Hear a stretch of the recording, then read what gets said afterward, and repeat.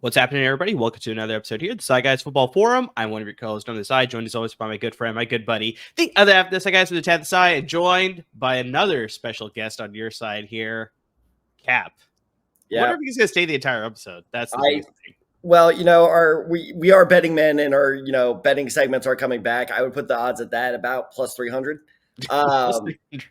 Yes, for our listening audience, if my audio sounds a little weird, I'm doing this from the couch because we are during our scheduled recording time. I had to text Murray going, I can't move because, as everyone knows, it's cat law. When they're right in your lap, you can't kick them off. So I am doing the episode from my couch. That is fair. Cat law is a hard thing to break for sure. You do not want to break it. You get scratches if you break it. I feel like you get scratches anyways. Like that's just but standard for you. And as you pointed out, I do not want more. Exactly. So yeah, joined by a special guest for today's episode. We'll get his opinions on today's episode.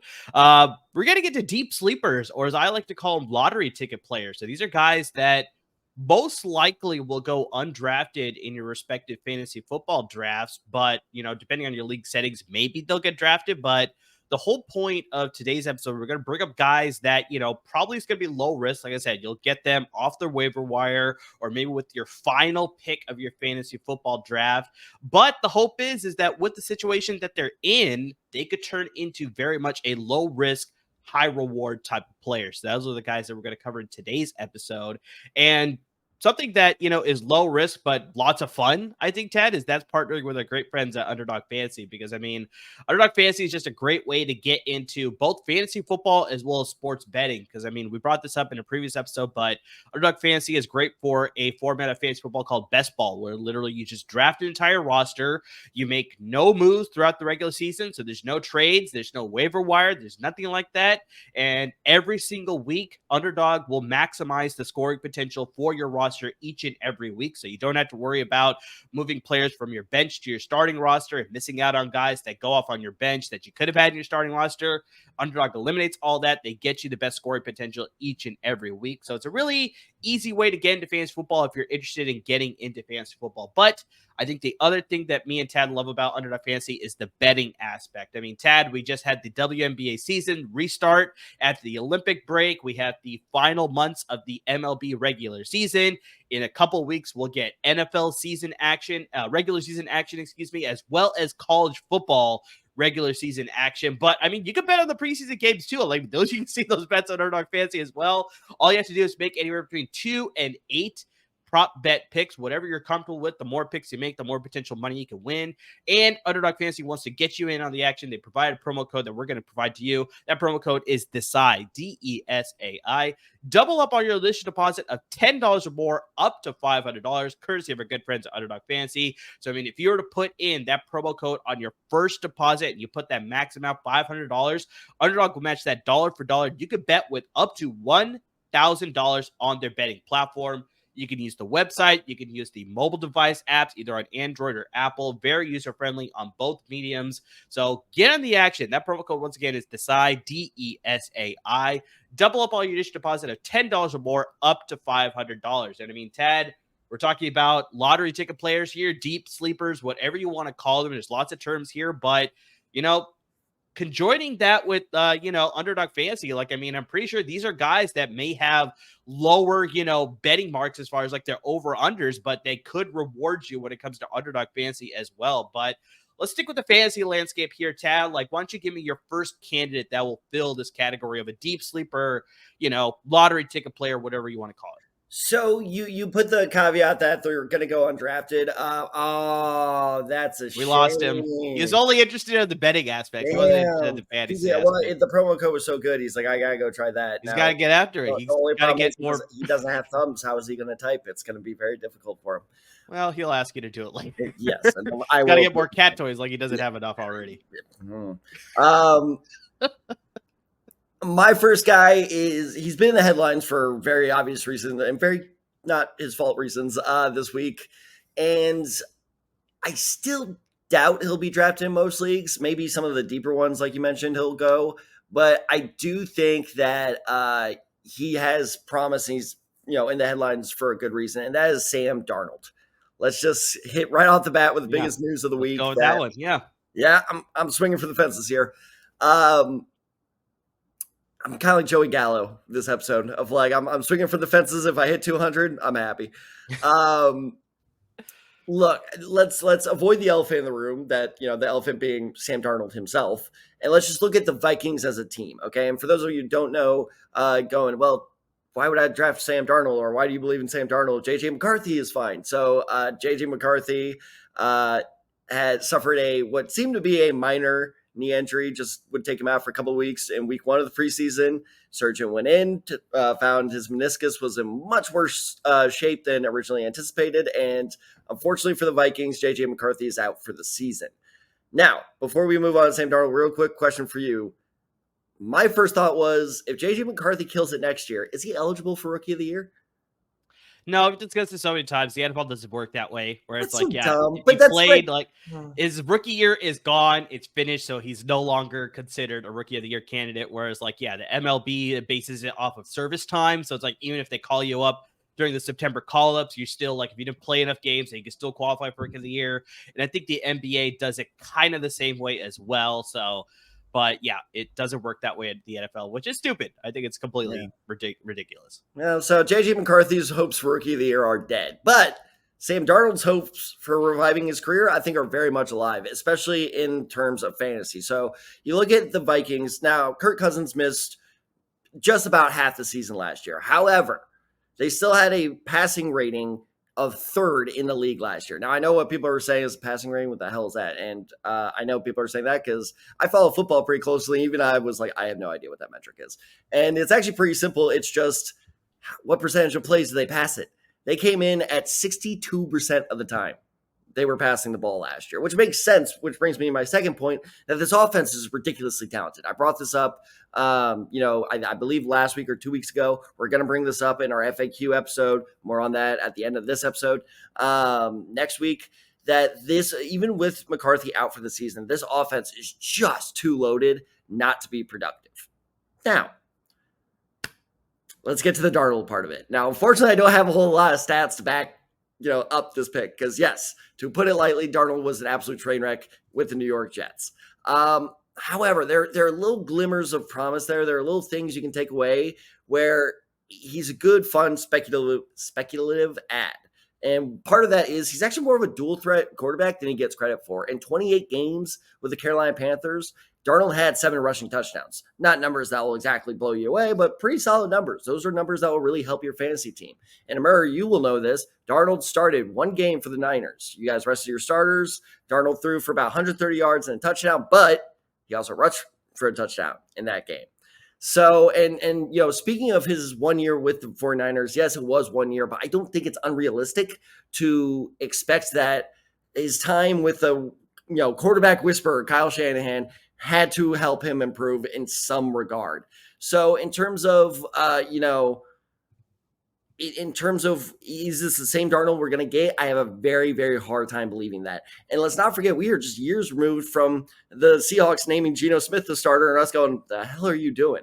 Another former New York Jets bust. We're like, what are you doing? You're an idiot. And Geno Smith just got, was this offseason or last offseason, got a pretty good, contract extension because he's been doing so well with the Seahawks. So I think it's not outside the realm of possibility for Sam Darnold to end up being a QB2, especially because it's going to happen. It's not a question of if, but when. Another big time quarterback is going to go down. If it's Lamar Jackson, Anthony Richardson, freak accident like Aaron Rodgers, somebody's going to go down, and you're going to have to find a option either on the waiver wire or trade for somebody's bench quarterback.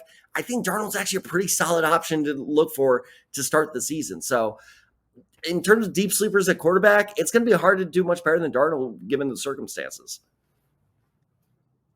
I think this is the definition of what a deep sleeper is. Yeah. It's just that, like, with Open to the prayer, issues. baby. Open to prayer. Exactly. But I think it sort of helps your cause because it's like when you're on a team that features Justin Jefferson as your star receiver, it's like you're gonna get the most out of that quarterback potentially. The only thing that may worry me a little bit is that, Tad, I don't know if you saw the news, but Jordan Addison suffered an ankle injury. Now he's not expected to miss extended amount of time, according to head coach Kevin O'Connell, but that could be something, especially as a receiver. An ankle is kind of important for running your routes and things like that. So I don't know whether that's a situation to monitor throughout the entire season, but that could possibly hurt any potential, like, Sam Darnold blowing up off the waiver wire, anything like that. But like you said, Minnesota's probably going to lean on the pass a lot more compared to the running game. I know they signed Aaron Jones, but I don't know. I just don't have a lot of confidence in Aaron Jones this year. Like, even siding with Minnesota, even with that, game that he had against San Francisco in the playoffs last year, that long run and all that stuff. It's like, still doesn't give me a lot of hope that it's like, there's a reason Green Bay decided to move off of Aaron Jones and sign Josh Jacobs. So that sort of signifies something to me. So I think they'll lean more on the pass, and I think that benefits Sam Darnold, but yeah, it is very much like a dart throw sort of situation as far as just like, but like I said, that's the whole point of this episode is like, these are guys that could potentially blow up. So just keep an eye on these guys because you never know. I'm trying to remember. I know he broke he did not finish very high in my top 24 though, but Aaron Jones was like running back 16. I think I had him something in that range. Did he even break your top 24? I think he made my top 24 just purely off of just this name alone. But yeah, if I had to do like a final season rankings, he wouldn't be in my top 24. I don't think so. Yeah, well, but on an Addison note is we also saw I think it's fair to call it emergence of Jalen Naylor last year, stepping up and who was the quarterback that sent, was it Dobbs that sent Jefferson to the hospital? Yes. Yeah, man. You got traded like the next week, didn't he? That was so. It's okay to laugh about it. Justin Jefferson's okay, but I think that even if Addison's kind of in and out this season, they still have enough depth there. And let's not forget T.J. Hawkinson is probably a top 3 tight end in the NFL. I think that's fair to say. Maybe Laporta upends him when he's healthy, because he's going to start the season on the physically unable to perform list. So, but yeah, overall, I mean, I think I'm not drafting. If you're like, I don't think Darnold is the red button quarterback, and by that I mean every year, and I know this because it's usually me, every year there's a team in your league who puts off drafting a quarterback. Like, let's build up the rest of the roster. I can find a serviceable quarterback. That's my mindset going into drafts. And before I know it, all of a sudden I'm like, I need a red button, push the red button in case of emergency. I don't think Darnold's that. No. But if you are of the belief that like you need a bench quarterback, I'm personally not. But if you are of that belief, I think Darnold's a pretty solid option for a bench quarterback. Not bad. Not bad. I'm also surprised you didn't bring up Matt Corral as a potential competitor for Darnold. Oh, I was waiting for that. Yeah, that's going to happen eventually too. Matt Corral's going to replace him. So we'll see about that for sure. Should have been fast. I'm going to get to my candidate here. Maybe has a little bit more credibility based on lots of the other guys that we're probably going to bring up in this episode. And that's Darnell Mooney, wide receiver for the Atlanta Falcons. So one of the big things that the Atlanta Falcons did is that when they acquired Kirk Cousins through free agency is they traded away Desmond Ridder. They're like, okay, yeah, we don't need you anymore. We're going to trade you to Arizona. And in reciprocation, it was pretty much a 1-for-1 trade. They traded away Desmond Ridder. They acquired Rondale Moore. So it's like you add to that offense. They already had Drake London, Kyle Pitts, Bijan Robinson, obviously. So it's like now you got a good number 2 there. They also signed Darnell Mooney, who is actually my pick for this pick here. So the reason that I like Darnell Mooney is that, yeah, it was great that they acquired Rondale Moore, but unfortunately, he suffered a season-ending knee injury. So he's not going to play at all this season. And it's like the depth chart for the Atlanta Falcons is not that great at the receiver position. So most likely Darnell Mooney is going to be de facto number 2 in this option. And so you look at this addition of Kirk Cousins. Obviously you got your primary targets in Kyle Pitts and Drake London are going to take majority of the passing targets in this offense. But if you look at last season in Minnesota, Tad, Jordan Addison benefited with Kirk Cousins in his rookie year, and he finished as a top 25 fantasy wide receiver in PPR leagues. And then if you look at before Addison was drafted, obviously, Cousins was able to make Adam Thielen a top 30 fantasy wide receiver as well. Then if you go all the way back to 2020, the COVID year, both Justin Jefferson and Adam Thielen were top 10 receivers in PPR leagues. So, I mean, Kirk Cousins like to throw to that secondary option. So it's like you definitely could see a benefit here where it's like Kirk Cousins, more passing in this offense, Drake London will get his. We have to wait and see with Kyle Pitts. Like, I mean, the hope is that he's going to finally break out, but there's no guarantee there. But I think Darnell Mooney being that number 2 option in this offense, being that deep threat, I could see situations where it's like London and Pitts are more the chain mover guys, maybe some red zone opportunities, but it's like if they get a lot of running plays with Bijan Robinson, they're going to open up play action. Darnell Mooney could be open deep, and that's how he could be a feature in this offense. It's sort of like that home run threat. And you have to remember, Ted, Darnell Mooney's a former 1,000-yard receiver, and he did that with Chicago Bears. It's sort of how he made a name for himself. So he has that potential in him. So it's like, yeah, I think the speed being added to this dimension and being an extra dimension in this offense, the benefit of having Kirk Cousins as a quarterback, I think this is a guy that surprisingly will go undrafted because it's like most people will gravitate more towards Kyle Pitts and Drake London in this passing offense. But I think Darnell Mooney could be one of those guys that's like you draft him late or, you pick him up off the waiver wire if you need a sort of supplemental piece to your roster or your bench. He could sort of turn in a couple good weeks for you as a lottery ticket play. No, this is a very, very interesting pick. I really, really like this pick a lot. He reminds me a lot of Rashid Shaheed out of New Orleans. Yeah. Did I do that right? Mm-hmm. Okay. Where he'll blow up certain weeks, but if you pick your week right, he will pay off. Yeah. I agree with especially because, like you said, had you made this pick, oh God, I'm trying to remember when the injury happened, but had you made this pick this time last month, I would have said you were crazy because Rondale Moore is a very good receiver. I was a big believer in him, coming out of the draft. I'm still a big believer in him. That injury news sucked. I was very bummed to hear that. After that injury news, that was my first thought. Well, that's good news for Mooney. And I want to focus. And first off, one thing while you were talking, I was looking up Darnell Mooney's stats. You did bring up the fact that he was a 1,000-yard receiver. This is insane. In 2021, he had 140 targets. Yeah. That is wild. But it's funny because after that season, the next 2 seasons, his production, like what's the Dr. Goodlove, Dr. Strangelove, with the cowboy riding the nuke all the way down. That's what happened to his production. Chauncey's gonna make fun of me for bombing that one. Get it, bombing that one. Nailed it, stuck the landing. I like the cowboy. I guess he landed the nuke, but anyway. The thing that, and this, you brought up this phrase a couple different ways, home run threat, stretch the field guy. That's why his production dropped off because the Bears stopped using him like that. And then they brought in DJ Moore, who filled the same role. So then DJ Moore, it was just like, well, we don't need Mooney to stretch the field. We got DJ Moore, and he just became the highest paid Chicago Bear of all time. Hey, thank you, Hard Knocks, for opening me up to that fact. I had no idea. By the way, watch the Bears Hard Knocks. Really good. But bottom line being is I think that he's in the perfect situation. And you were absolutely right. He's in the perfect situation where his strong suits will be tailored to. Yes, Drake London is more of a, every down kind of receiver. Let's focus on, moving the chains. While Mooney, and this is again why I bring up the Shaheed thing, because I think there will be games where, this happens with every deep shot guy. The deep shot's not there. The defense covers it. Maybe he'll have 1 or 2 catches for 30, 40 yards. But there will be other games where, he's put on one-on-one coverage, and Darnell Mooney is very fast. And so I think that he's a very matchup-based option. So if he's on your waiver wire 100%, would I draft Darnell Mooney? Probably not.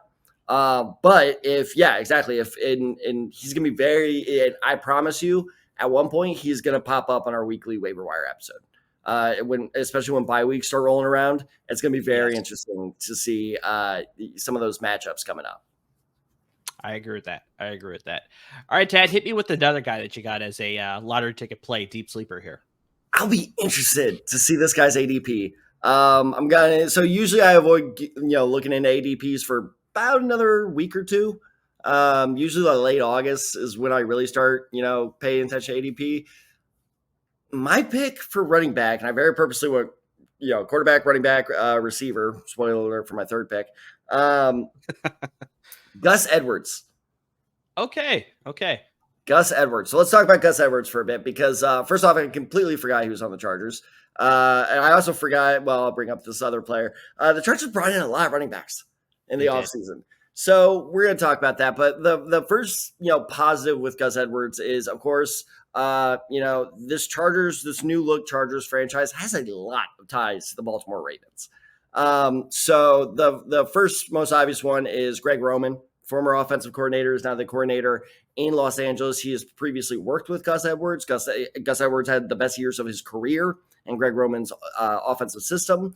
But this is one thing I did not know is that Chargers, I believe, let's see, the GM, their new GM, Joe Horitz, I believe I'm saying that right, was the former director of player personnel in Baltimore. So first off, A+ hire by the Chargers. That's a very, very good move because, good God, does any other team draft better than the Baltimore Ravens? Very few do, yeah. Very few do. So anyway, so he had a very interesting quote, though. And the second I saw this quote, I'm like, all right, Gus Edwards is my pick. So he said this shortly after Gus Edwards was signed, and they kind of asked him, like, how is he going to fit into this, backfield? And Horitz said, quote, he's the bell cow. See, this is where I thought I was going to lose Cap because I have to lean in to do it, and he usually doesn't like that, but no.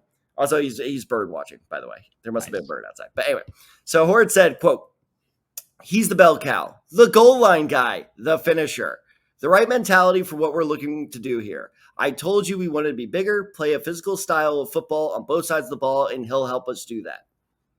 When I hear that, I start salivating at the mouth because he's the finisher. He's the goal line guy. He's going to be the touchdown vulture. He's going to be the Mike Tolbert to the Austin Eckler. Like, that is what's going to happen. Like, you're blatantly being told by the GM, that is the plan for Gus Edwards. So let's talk about the rest of this backfield. Now, you look at it, a couple names, especially I feel like I only recognize them because we're with LAFB and we talk about the Chargers so often. But really, the only other notable name on that depth chart is J.K. Dobbins. Now, that's fair. Is J.K. Dobbins, I would argue, is probably a bigger name than Gus Edwards.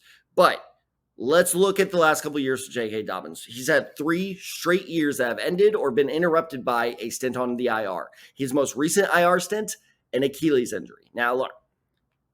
I've said it on the past. I think you've agreed with this. The torn ACL is no longer, death's bell ringing for your career. Luckily, sports medicine has gone far enough where torn ACLs, it's possible to recover from that. Achilles is the new torn ACL where you're like, that happens. You're like, oh, that might be a career ender. Like, you may be able to still come back from that and play, as Dobbins likely will. I don't think Dobbins will be the same. So, all this to say, I think that even if Dobbins comes back to play, yes, he will steal some carries away from Edwards. I'm not denying that. I'm not saying Edwards is going to be the clear-cut running back number 1, but I think that Edwards is going to eventually take over as the main guy because Dobbins just won't have it, or also very likely he gets hurt. And so another thing, though, is let's assume Dobbins has a miraculous comeback, and this would be really cool if that did happen, and he is the running back number 1. As I point out with that stat from the Chargers' own GM, I still think Edwards will get enough touchdowns to stay fantasy relevant. So I think he's a perfect deep sleeper because, again, I don't know. What do you think? Do you think he'll get drafted in a lot of leagues, Gus Edwards? Yeah. You think so? Name recognition? Okay, but even if he does, he's going to go late, and most people will probably draft him as a bench running back. But I think even right off the bat, like Sam Darnold, I'm like, okay, you can keep him on your bench. Let's see how that works out. With Gus Edwards, if you're starting him at flex week 1, I don't think that's that bad of a play. It's definitely not the best play you could do. But I think that's a fair risk to take is because I think you're drafting a running back easily in the last couple rounds that has immediate flex potential. And depending on how the Dobbins thing shakes out, by the end of the season, it wouldn't shock me if he finished among the running back 2 territory. So I think he's a very, very interesting name to keep an eye on. Yeah, people are not going to be drafting him as their starting running back, either at the RB1 or RB2. Flex is a possibility here, but I think we brought this up when we did our deep dive on Jim Harbaugh. You turn back and go listen to that episode if you need some draft strategies or, input on that offense there. But we brought up that they're going to run the ball, and them signing Gus Edwards, I think he's going to be the lead back because he's the healthy one. Like you brought up with J.K. Dobbins, he's still, he's been in training camp and he's been playing and everything's fine like that. But the biggest thing that you said, just with all 3 years of him suffering an injury, it was all on the same leg. And so that's the tough thing too, where it's just like, okay, now it's like, do you have that confidence to really make your cuts and make your jukes and all that stuff? It's just like, there's a little bit of hesitation there. So I also wanted to put J.K. Dobbins in a lottery ticket play, but I've already brought him up before as a guy that I'd like to sort of be a potential, star in this offense if he stays healthy. But yeah, Gus Edwards stays healthy. He's been able to be a feature in that offense, especially back in his days in Baltimore. So it's like, yeah, he's going to be the main guy for now. And Yeah, I think people are going to be drafting him as a bench running back for sure, but I do believe that people are going to draft him because they look at that offense and they look at the style that Jim Harbaugh wants to employ there, and because Gus Edwards is sort of the healthy guy. Because the other guy that I want to bring up too is rookie Kamani Vidal out of I'm not, Troy. I'm not that scared of him, but anyway. But I think that's the thing. Outside of in training camp, he hasn't been as effective as a lot of people would like him to be. So it's like a lot of people that sort of had high hopes that the rookie would be sort of the feature back in this offense. Because I mean, with Gus Edwards and J.K. Dobbins, just maybe he's going to be a little bit different than both those guys. But yeah, so far for what I heard at training camp is just he has not been that effective. So yeah, he'll probably be the third guy right now. But maybe through the season he'll develop a little bit further. But yeah, if there's a guy I'm picking right now as far as my roster is concerned, I'd probably go with Gus Edwards for sure. So two things. One, sorry if you hear that noise in the background. That was Cap attacking the blinds to get to the bird. You get that bird, buddy. The second thing is, I kind of, for lack of a better term, shit on this idea during our fantasy beginner fantasy 101 series, which by the way you can go back and watch on YouTube. If you're watching this, like I don't know what a deep sleeper is. Go watch those 2 episodes. We break down that and much more.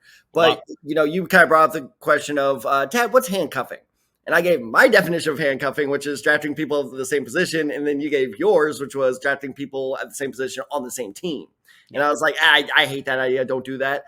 This is like the rare case where I'm like, actually, not the worst idea of if you draft both Dobbins and Edwards, because neither one of them is going to go very high. So you can spend, arguably less valuable draft capital getting both of them, because really all this boils down to is we like whatever Chargers running back ends up being the main guy.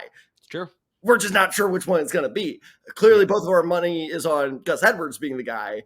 But in case you're wrong, if you draft Dobbins too, then at least you don't have to worry about potentially getting him on the waiver wire. So I think that this is the rare case where handcuffing 2 of the same running backs on the same team might not be the worst idea. That is true. That is true. I agree with that. All right, I'm going to get to my next guy here, and I'm going to a team that I think had a lot of optimism last season, and I think that same optimism is now going into this season here in 2024, but it hinges on a certain 41-year-old quarterback staying healthy here. But my deep sleeper lottery ticket player from that team is Tyler Conklin, tight end for the New York Jets. So for the past 3 seasons, this is astounding to me, Tad. So 2 in New York, 1 in Minnesota. He had exactly for 3 straight seasons, 87 targets each and every season. I was like, that's crazy to have the same number of targets each and every season for the past 3 seasons, including one with a different team. So, but also he's had at least 58 receptions and 550 receiving yards in each of those 3 seasons as well. In 2021, he finished as the 16th fantasy tight end in PPR leagues. In 2022, he finished as 16th as well. In 2023, he finished as 17th. So those are not, astounding numbers, obviously, at the tight end position, especially. But it's like, those are numbers that's like, okay, there's room to improve there. So I think, obviously, the hope is that last year, with Aaron Rodgers being healthy, Aaron Rodgers likes to go to the tight end as well. But just like that, the hope was that he's going to be more involved in the offense. But obviously, Aaron Rodgers got hurt 75 seconds into the game. So that's a different story. But the hope is now that Aaron Rodgers is going to stay healthy for this upcoming season. And so obviously, Garrett Wilson is the lead in this passing offense. They signed Mike Williams in the offseason. They signed Al Lazard a couple seasons ago. So, I mean, those are some of the guys that I think are going to take the lead targets in this passing offense. But the big thing that, like I said, is just Aaron Rodgers likes to go to his tight end. So, Tad, in 6 of the 10 seasons that Aaron Rodgers made the Pro Bowl, he has produced a top 12 fantasy tight end. So, I mean, that's just saying that's like if Aaron Rodgers can stay healthy and he can put up the numbers that we know that he could put up, there's a good chance that that tight end is going to be involved in this passing offense. Because one thing that we've talked about so many times, Tad, yes, they signed Mike Williams. What was the one thing about Mike Williams that fantasy managers hate about him? He always gets hurt. He always gets hurt. So there's no guarantee that he's going to stay healthy for a full season. That's why the Chargers sort of moved on from him too. They're just like, we don't want to pay you because you're always on the bench. So let's let somebody else deal with your issues now. So yes, maybe he'll still healthy for like half the season, but eventually he'll go down, or maybe it's like sporadic where it's like healthy, then he's hurt. Then he's healthy, then he's hurt again. So because of that, Garrett Wilson, I think for sure, is going to be the primary option in his passing offense. He's been able to stay healthy. He is still effective with Zach Wilson as quarterback last year. So, I mean, the guy can get it done here. But I think just with all of these, possible fluctuations at the, primary options, outside of Garrett Wilson, I could see Tyler Conklin slipping in and being like a red zone threat. He could be a key guy like on third downs, but just like overall, I think he's a guy that Aaron Rodgers will rely on as a safety valve in this passing offense, because we've talked about this New York Jets offense being a little shaky still. That's like, there's no guarantee that they'll be able to keep Aaron Rodgers upright all the time. So if he needs to get a pass out quickly, he'll look at Breece Hall, and I think he'll look at Tyler Conklin as well. So especially at the tight end position, where we're usually like thinking about guys outside of like those premier guys like your Kelseys and your Kittles and your Mark Andrews and now your Sam Laportas. This is a guy that most likely will get undrafted. And it's like, if you're in a situation where you need a tight end later because you just don't feel strong about that, the guy that you drafted, Tyler Conklin could be a guy that could find himself surfacing as a guy that could be on a lot of league-winning rosters. So I like Tyler Conklin. So a certain part of fantasy football is I don't have any stats to back this up, but you just gotta go. Gut feeling is, yeah, that's a big thing too. Yeah, exactly. At a certain, man, you just get me. At a certain point, you just gotta go with your gut. And I have 2 words that will sum up why my gut is bad on this pick. I hope I say at least the second one correctly. CJ Uzomah. Uzomah, sure. Mm-hmm. Yeah, you remember him because you and I were saying the exact same thing about him 2 years ago, and now he's no longer on the roster. That's true. Because he was showing some promise in Cincinnati, and then he goes to New York, and we're like, finally, a team that's going to throw him the ball, and nothing, nada. Now, you kind of checkmated me with that one with your stat of, did you say 10 out of 12 years he had a top 10? 6 out of the 12 seasons that he's been a Pro Bowler. Okay. Oh, sorry, 6 out of 10 seasons. 6 out of the 10 seasons. So 60%. So, okay, that's 60% of the time. It works every time. Thank you, Paul Rudd. Now I remember Brian was his name in that movie. Yeah, Brian Fantana. Oh, wow. God, good memory. I was going to make a Steve Carell joke, but I can't. God, who had it? What's Steve Carell's name in that movie again? Brick Tamlin. Brick, yeah. Brick killed a guy. But anyway, back to the point is I no longer trust Jet tight ends. Like, I've just been hurt too many times. I haven't trusted there hasn't really been a trustworthy Jets tight end since Dustin Keller. And that was almost 14 years ago. And so it's just one of those things I just don't know. And like you said, this is a very talented Jets offense, which sounds very weird to say. But you bring up very valid criticisms of him, but I was this close to choosing Mike Williams actually for this episode. I'm a big believer in him this year. I think that it's one of those things of like, it wasn't, I feel like I say this almost every week now, is he wasn't having Julio Jones syndrome where it was, Mike Williams out again with the hamstring. Mike Williams with the, torn oblique or something like that. They were all pretty severe injuries, which just means he's got shit luck. So, I mean, maybe that just follows him to New York, or maybe this is finally where his luck turns. So the reason I didn't pick him, by the way, I think he'll still get drafted in most leagues. I don't think he quite qualifies as a sleeper. Bounce back candidate, top of the list. But that's another thing is the target share I'm a little worried about. Now, if Rodgers starts showing that, in the red zone, I'm targeting my tight ends pretty heavily, which you're right. Historically, he has done. Jermichael Finley, anyone remember him? He was really good in Green Bay. He leaves, and then all of a sudden he was one of those guys who was a top 12 tight end during those years. Yeah. So I think if that happens, 100% this is a great pick, but it's just, there's a lot of risk carrying with this one.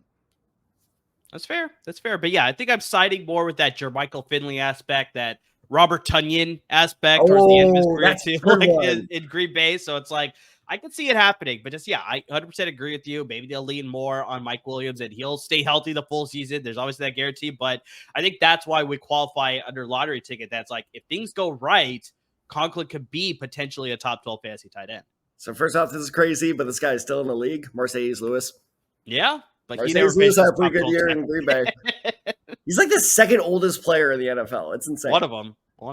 So, all right, Tab, why don't you give me one more candidate that could satisfy the deep sleeper or lottery ticket sort of category here? All right. This is definitely my riskiest pick of the entire episode. Okay. I'm all for it. Just a multitude of reasons.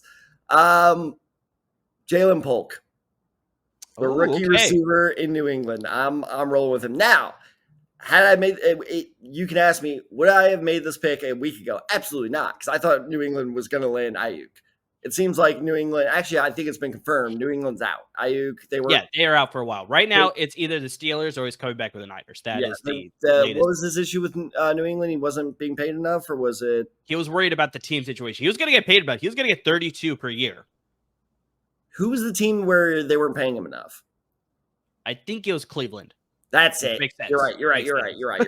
New England, he was like, "You're a dumpster fire. I don't want to go there." Cleveland, he was like, "I'll go there, but I just don't, pay me more."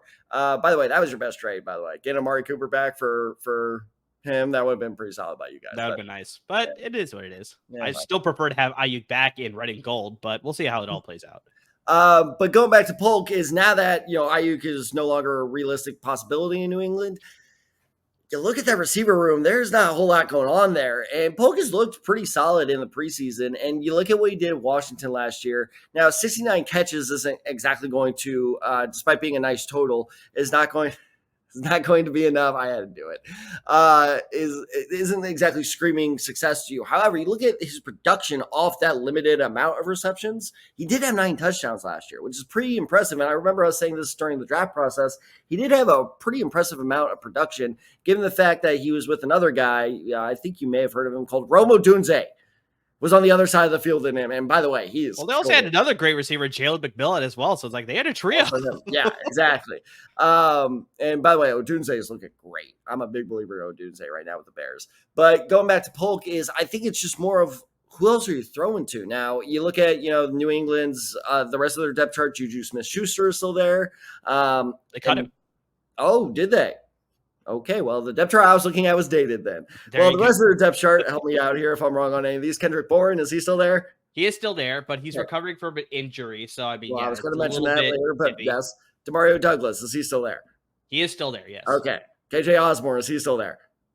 That, I think he's still there as well. Okay. Let me pull up a more current depth chart I can give you. So, yeah, Demario Douglas will probably be their primary guy. Kendrick Bourne is on the PUP list, so he'll come back later this season. You obviously bring up Jalen Polk. Jalen Rager is on the team. KJ Osborne's on the team. Take it from a TCU fan. That's a return specialist only thing. KJ Osborne's on the team. They drafted Kayshon Boutte out of LSU a couple of years ago, so he's still on the team. Tyquan Thornton. Javon Baker. Javon Baker, the other rookie. He's been flashing during training camp as well. So those are the guys that I think you'd have to worry about. Okay. The fact that we had to look it up in the middle of the episode tells you how A, fluid this depth chart is, B, how just not good it is. Meaning that I think really Jalen Polk's probably arguably the best receiver on this roster. And look, I think if it's Joe Milton, I don't think it's going to be Joe Milton. I think he's the preseason hero. Everyone's like, oh my God, it's going to be Jay. And especially after Drake Maye, as a recording, is really impressive performance last night. I think Drake Maye is actually, I was a believer. This time last year, I said, I think he's better than Caleb Williams. That's true. That take did Those not are facts. exactly age great, but I still am a believer of Drake Maye being the point. So I think just by pure target volume, Jalen Polk will have pretty solid production for fantasy managers, and I have stats to back that up. So 38 receivers last year saw at least 20% of the team's targets last year, meaning one guy got at least 20% of the passes thrown by the team total last year. Of those 38, 31 average at least 12 fantasy points per game last year. That's pretty solid production. I think Jalen Polk, now will he get to that 20 mark? Maybe. I'm not saying that's a guarantee, but I think he'll be kind of hanging around that area a little bit, maybe 17, 18%. So point being is I think that he's used to kind of churning out good production in a crowded receiver room. It's just the difference is he's going from a good crowded in Washington to a bad crowded in New England. And I think that New England's passing game, either with Drake Maye, Joe Milton, whoever, is going to be better this year. I think both those, I legitimately think Joe Milton is better than Mac Jones. And so I think that you're going to see a Patriots offense that's going to need to pass a lot. They're going to be down a lot. They're going to pass a lot. And that you just look at who gets most of those targets. My bet's on Jalen Polk. I would, if I had to put a label on him, in terms of tier, bench and stash. He would be a perfect second to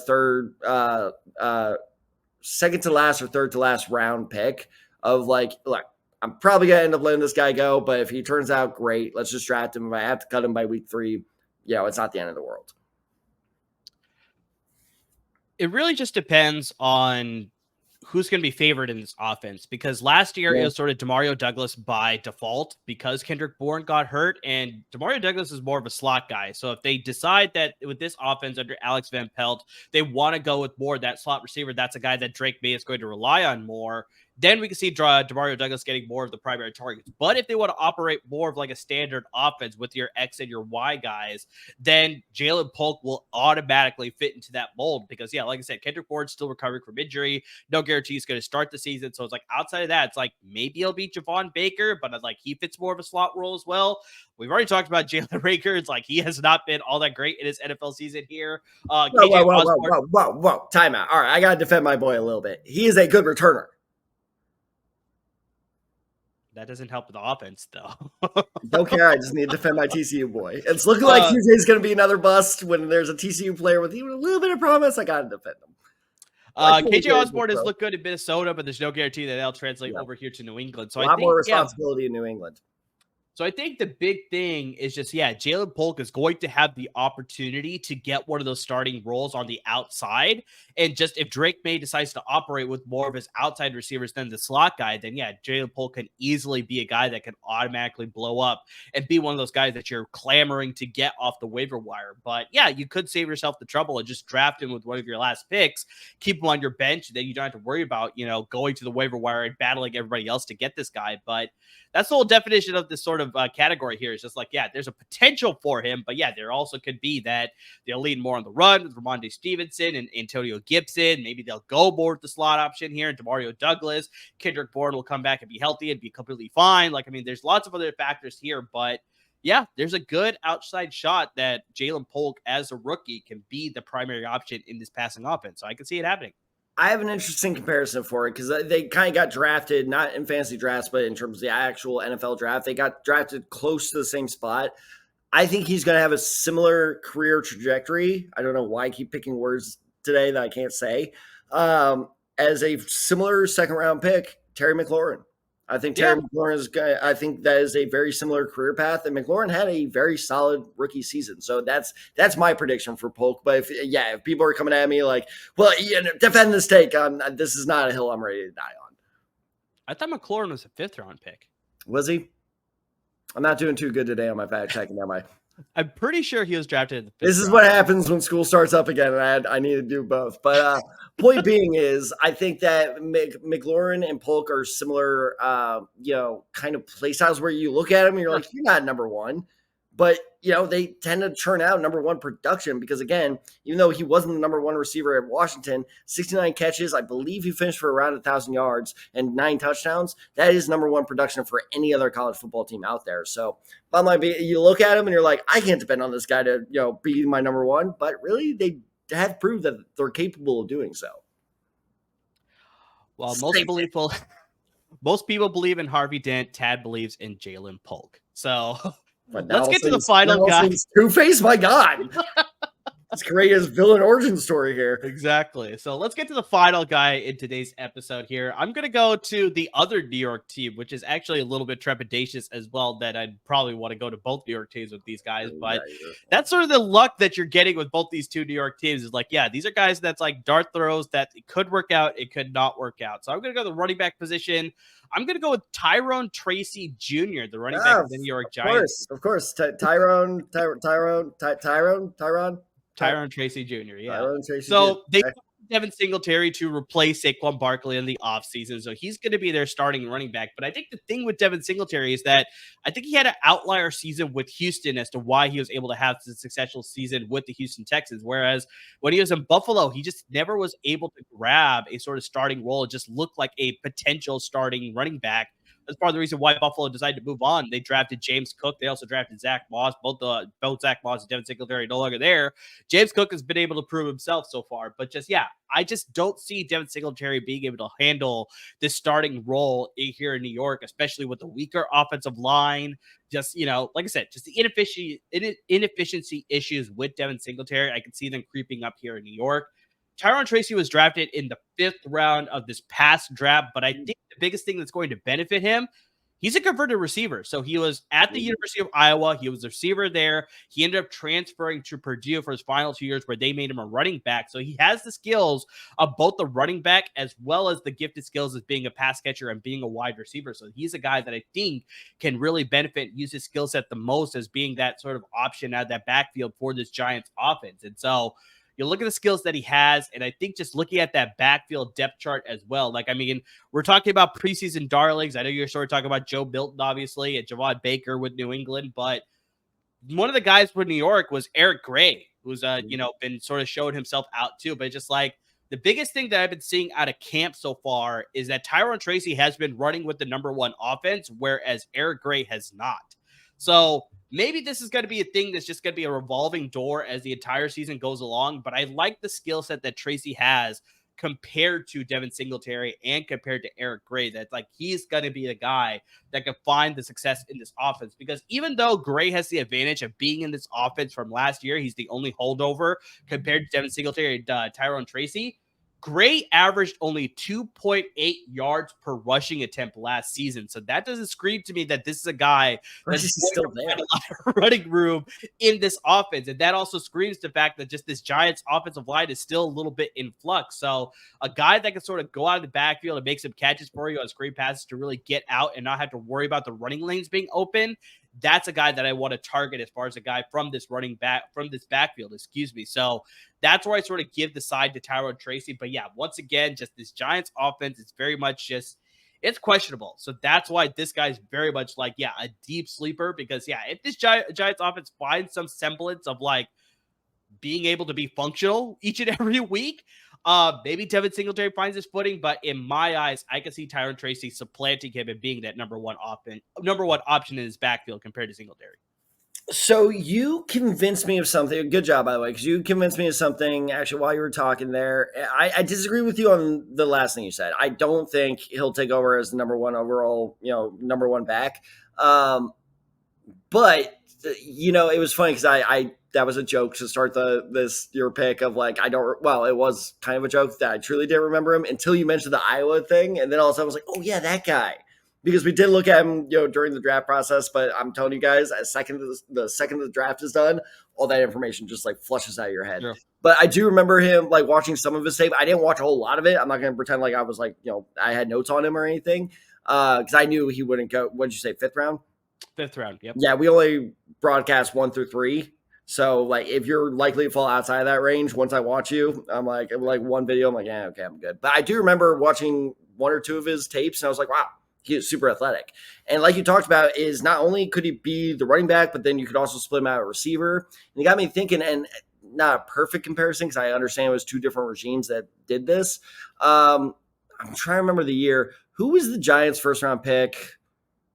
I want to say 5 years ago. A man who's, you definitely know this man, Kadarius Toney.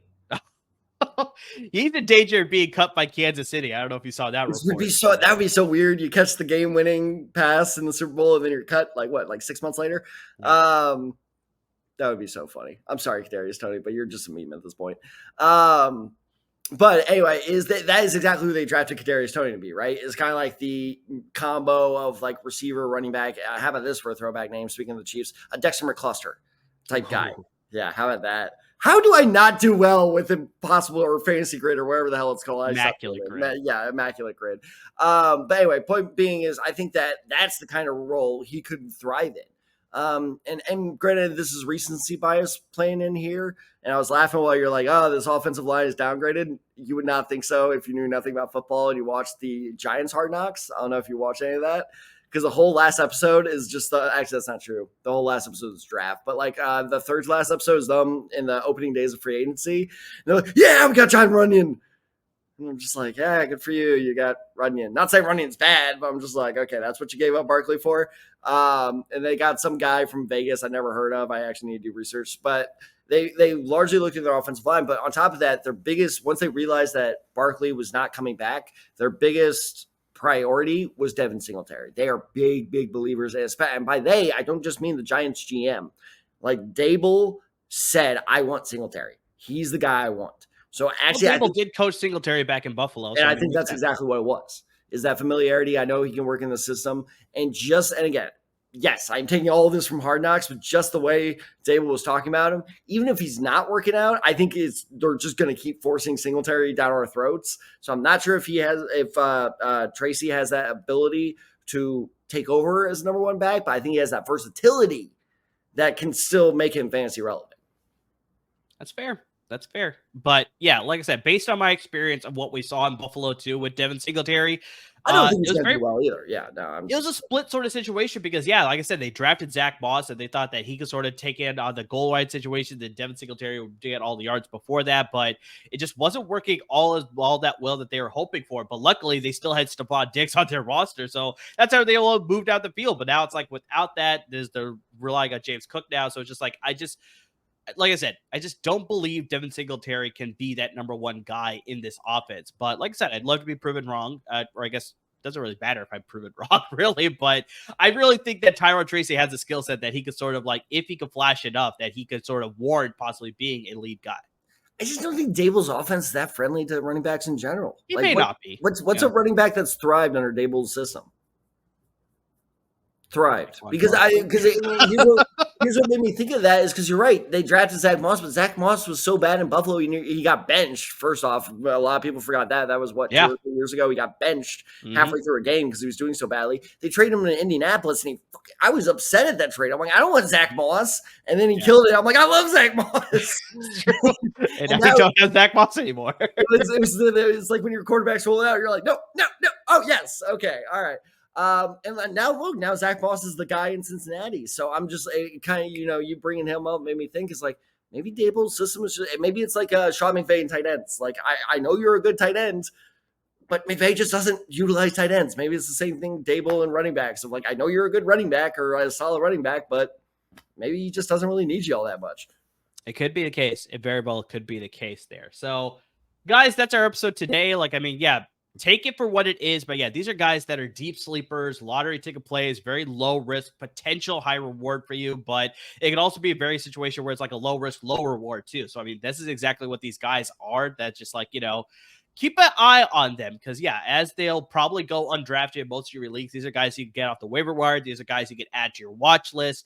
But just these are guys to monitor as the season goes along because they could be in a situation where they could sort of become primary fantasy options on their respective teams. So, guys, we're continuing on with lots of great fantasy, related, advice and analysis through the rest of the season before we get to the actual regular season where we get very much routine. We go through our start sits, we go through our waiver wire picks, we do our underdog fantasy betting picks as well. So, I mean, that's all going to come in the regular season, but we only have a handful of episodes before that happens where we're just sort of routine. So, I mean, guys, if you have any questions specific to your respective fantasy football drafts, Tad already brought it up here, but hit us up on our social media handles because Tad, I'm pretty sure, will post a poll, but it's like we want your questions, whether it's very specific, whether it's very broad, whatever it is. We're going to be doing a fantasy football FAQs episode in the next couple of weeks, and we're going to answer all those questions, and we'll call you out too. That's just like, hey, this person asked this question.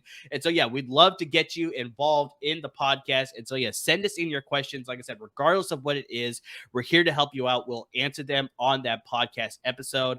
So, I mean, guys, please make sure you interact with us to get us those questions. Those social media handles, you got me at Undecide23, you got Tad 94, got the show handle at The Decide Guys, and of course on Instagram at The Decide Guys as well. So interact with us both during the season as well and for our FAQ episode and just anything and everything that involves fantasy football, guys. Make sure you subscribe to your podcast, where you listen to your podcast. Make sure you subscribe to our YouTube channel so you're up to date with our YouTube channel as well. And guys, please support our parent network at LAFB Network because without them, there would be no us. They're giving you a lot of great content when it comes to the Rams and the Chargers at the professional level and the Bruins and the Trojans when it comes to the college level. So lots of great content when it comes to all four LA football teams there. So guys, to everybody who's already supporting us, who's interacting with us, who's listening to the podcast, who's watching the videos, who's just, anything and everything that you're doing to support the podcast, we really can't thank you enough. I'm assuming you're for slander. I was looking at while you were talking, Terry McLaurin, third round pick. Okay. Third round pick. So he was closer to Jalen Polk, who was the second round pick. All right. Fair. I wasn't that far off. I had to defend myself. But anyway, just going out to send in your question things. If you're part of the listening audience, absolutely Twitter, Instagram. Instagram's probably your best bet there.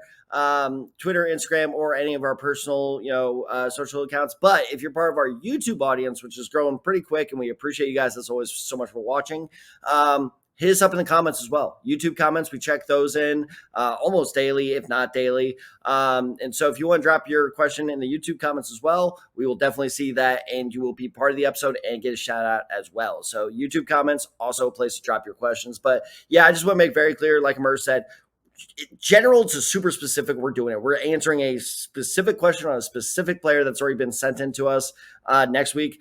Or if it's, I'm joining a league, I don't know whether to make it PPR, half PPR, or not PPR. That's pretty general. I love to have that conversation. I love talking PPR. So yes, think of any questions you have. We got a couple more days before we record that.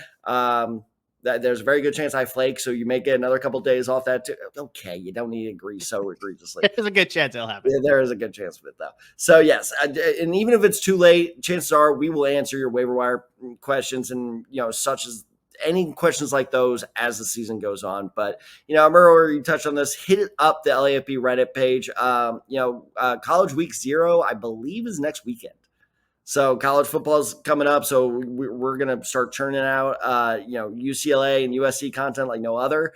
And LAFB is such a great site. I've been playing college football video game like no other for the past month, and every time I get a job offer from USC, I really want to take it.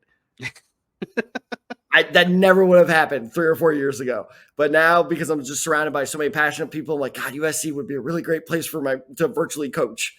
And so it's great people, great writing, great material. Be sure to check out all their stuff. And also, like Amir said, we have a lot of betting material coming up. We're about to ramp up this, podcast big time over the next 2 weeks. Because believe it or not, we're now, 3 weeks away from NFL kickoff? Yeah, just about. So we got a lot of material coming up, award predictions, best bets going into the season, stuff like that. We have a lot of fun stuff coming up. So keep tuning in to YouTube, Apple Podcasts, Spotify, wherever you listen or watch. But as always, everyone, wherever you wherever you listen or watch, thank you so much for doing so. We really appreciate it. Please stay safe, everyone.